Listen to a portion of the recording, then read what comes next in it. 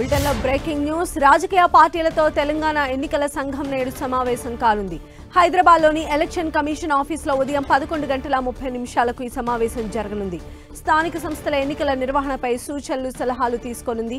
ఎన్నికల నిర్వహణపై ఆయా పార్టీలతో చర్చలు జరపనున్న ఈసీ నోటాతో ఎన్నికల నిర్వహణపై ఆయా పార్టీల అభిప్రాయం తీసుకోనుంది. పంచాయతీ ఎన్నికల నిర్వహణపై అభిప్రాయ సేకరణ, ఓటర్ లిస్టు వంటి అంశాలపై ఈసీ చర్చించనుంది.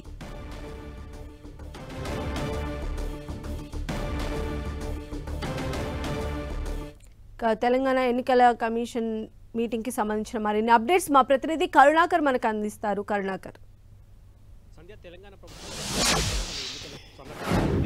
అందుకు అనుగుణంగా రాష్ట్ర ఎన్నికల సంఘం కూడా ఎన్నికల నిర్వహణపై చాలా రోజులుగా దృష్టి పెట్టింది. ఈ మేరకు ఆ కసరత్తు అంతా కూడా తుది దశకు చేరుకుందని చెప్పవచ్చు. ఇందులో భాగంగా స్థానిక సంస్థల ఎన్నికలపై రాజకీయ పార్టీల అభిప్రాయాలు, సలహాలు, సూచనలు తీసుకునేందుకు ఈరోజు అఖిలపక్ష సమావేశాన్ని ఏర్పాటు చేసింది. 11:30కి మాసబ్ ట్యాంక్లోని ఈసీ కార్యాలయంలో ఈ అఖిలపక్ష సమావేశం కొనసాగుతుంది. అన్ని రాజకీయ పార్టీలకు ఇప్పటికీ ఈసీ ఆహ్వానం పంపిన పరిస్థితిని మనం చూస్తున్నాం. త్వరలోనే అంటే రాష్ట్ర ప్రభుత్వం రిజర్వేషన్లు, స్థానిక సంస్థల్లో రిజర్వేషన్లు ఖరారు చేసి సమాచారం అందించగానే ఎన్నికలు నిర్వహించేందుకు పూర్తి స్థాయిలో రాష్ట్ర ఎన్నికల సంఘం సిద్ధంగా ఉందని చెప్పవచ్చు. ఈ మేరకు రాజకీయ పార్టీల సలహాలు, సూచనలు తీసుకోబోతుంది.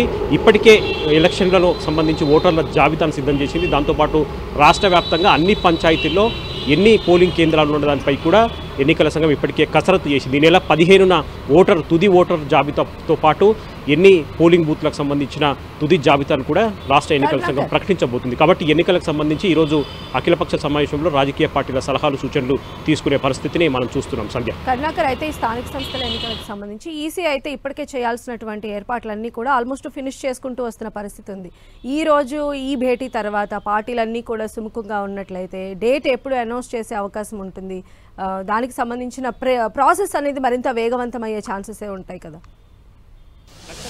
6 నెలల సమయం నుంచి కూడా ఎన్నికల సంఘం ఈ స్థానిక సంస్థల ఎన్నికలకు సంబంధించి ఏర్పాట్లు చేస్తుంది. ఎన్నికల విధుల్లో పాల్గొనే సిబ్బందికి కూడా శిక్షణ కార్యక్రమాలు కూడా కొనసాగుతున్న పరిస్థితిని మనం చూస్తున్నాం. అయితే ఎన్నికల సంఘం ఇప్పటికే ప్రకటించింది తాము ఎన్నికలు ఎప్పుడు రాష్ట్ర ప్రభుత్వం ఆదేశించినా నిర్వహించేందుకు సిద్ధంగా ఉన్నామని చెప్పి. అయితే రాష్ట్ర ప్రభుత్వం స్థానిక సంస్థల్లో రిజర్వేషన్లు ఖరారు చేయాల్సి ఉంది. ఎందుకంటే మనం చూసాం, కులగణన ఇప్పటికే ముగిసింది. బీసీ డెడికేటెడ్ కమిషన్ కూడా రాష్ట్ర ప్రభుత్వానికి నివేదిక ఇచ్చింది.